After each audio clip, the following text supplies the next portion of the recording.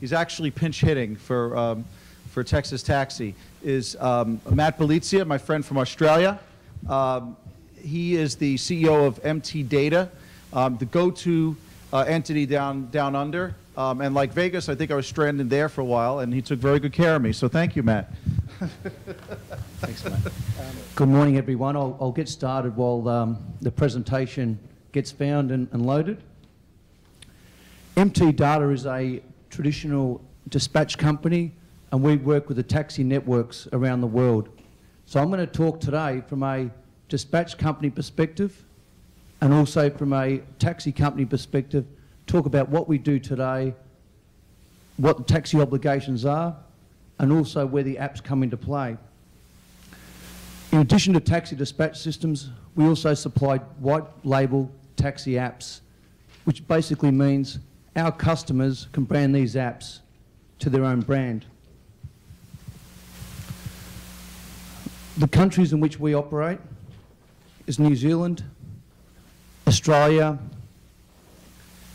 the Middle East, England, Ireland, Scotland, and North America. That's some of the branded apps that we do around the world in different countries that some people may be familiar with.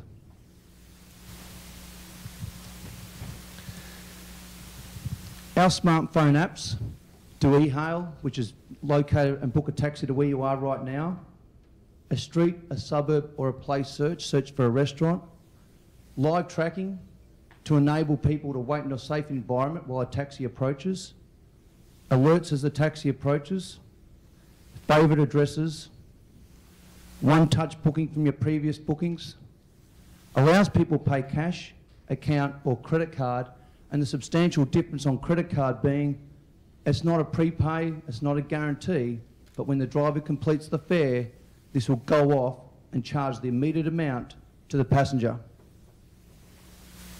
The passenger picks up the wrong fare, he doesn't get paid.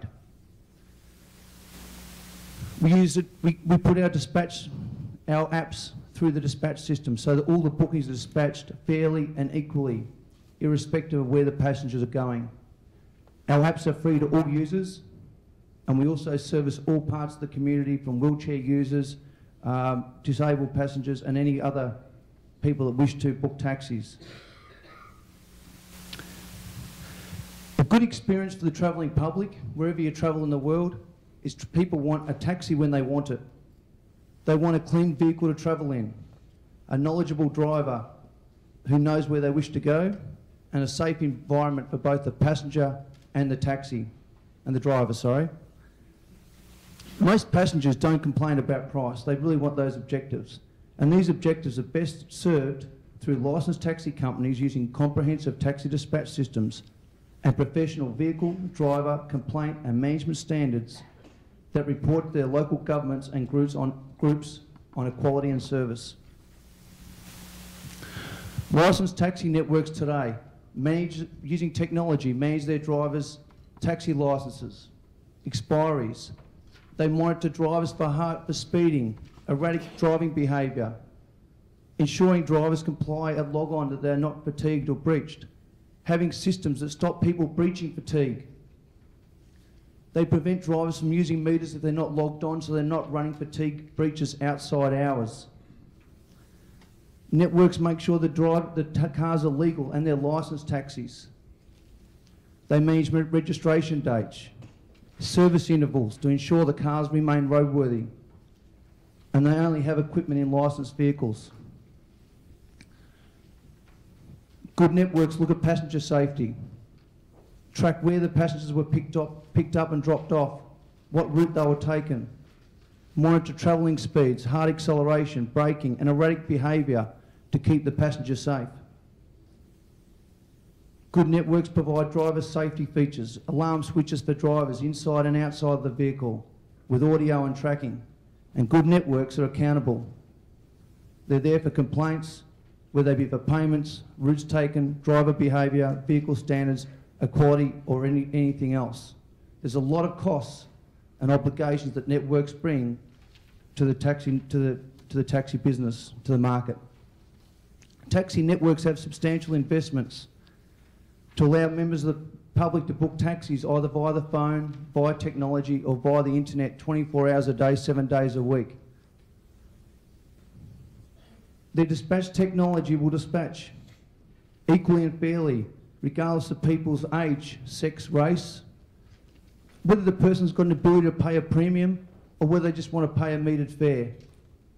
These dispatch systems will be fair, whether the journey's local or whether it's going to the airport, whether the person's able-bodied or needs assistance to get into the vehicles.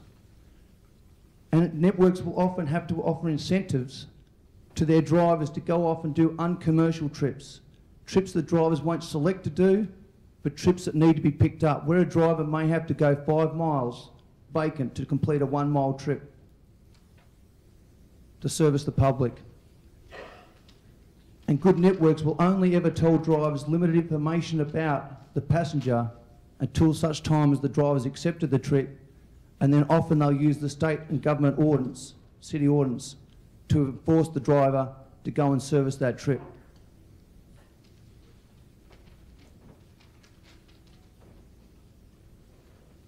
Being a rogue app really sets about picking up the easy passengers in the industry.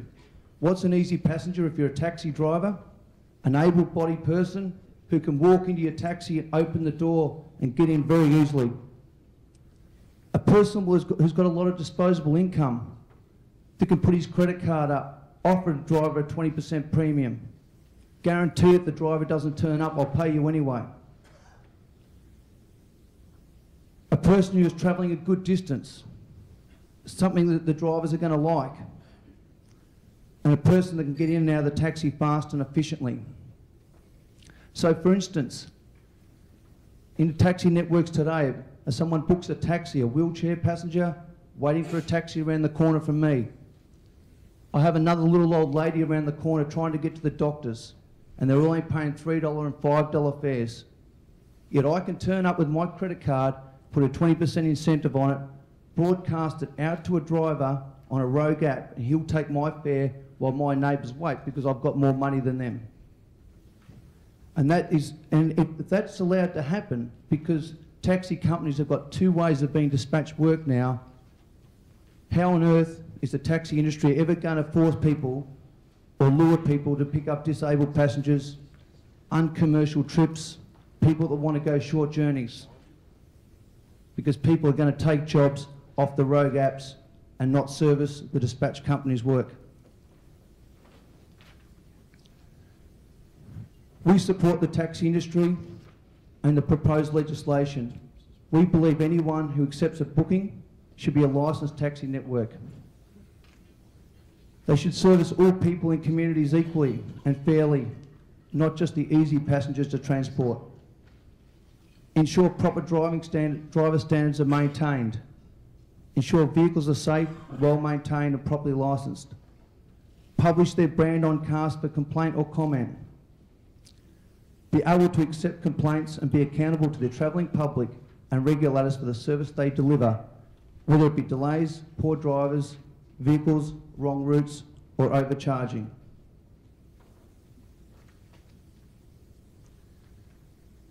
We believe that they shouldn't be allowed for the wealthy to outbid and guarantee trips ahead of less able people.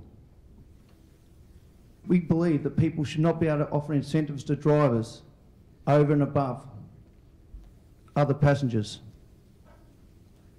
We believe taxi companies that take bookings should be good corporate citizens, have proper taxi meters, and be accountable for negligent entrustment.